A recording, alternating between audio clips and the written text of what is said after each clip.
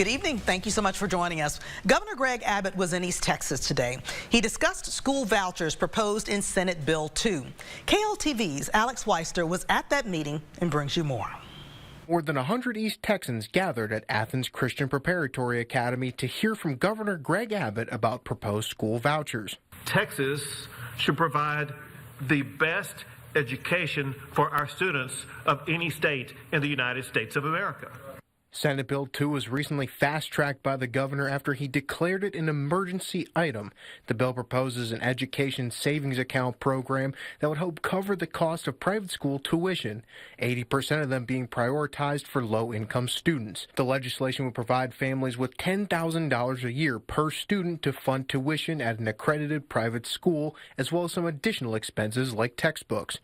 We must recognize that as policymakers and give parents the right to identify and choose the pathway that's best for each of their children.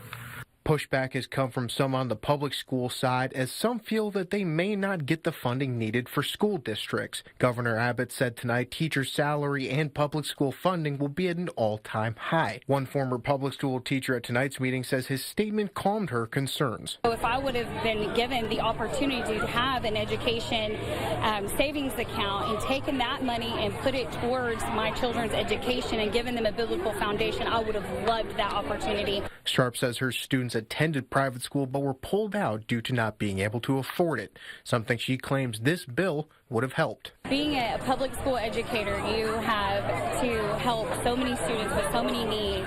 What Governor Abbott said tonight about providing more money for teacher pay and helping fund public education in different ways is very important during this time. Alex Weister, KLTV 7 News. Now, Senate Bill 2 is set to be voted on by the full Texas Senate tomorrow, with Governor Abbott having it declared as an emergency item.